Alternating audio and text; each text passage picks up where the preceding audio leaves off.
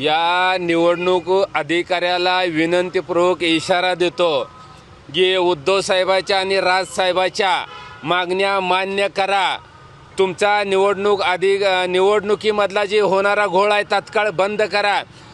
या आपल्या माध्यमातून समस्त निवडणूक अधिकाऱ्यांना इशारा देतो, ज्या बूथवरती बोगस मतदान होईल, ज्या बूथवरती मतदानाच्या पेट्याचा घोळ होईल, त्या ठिकाणी निवडणुकीच्या बूथवरती जे अधिकारी बसले त्या अधिकाऱ्याचा पाय आणि हात तोडल्याशिवाय शिवसैनिक आणि मनसे सैनिक राहणार नाही। ते खरं तर निवडणूक अधिकाऱ्यांनी घरून येताना आईला बापाला बायकोला सांगून यावं की मी घरी सुखरूप आलो तर तुमचा नाही तरी शिवसैनिकांचा आणि मनसे सैनिकांचा। खरं तर आता लोकशाही आणि संविधान वाचवण्यासाठी आम्हाला ही पावलं उचलावं लागतील आणि ह्याला आम्ही गुन्हा म्हणणार नाही।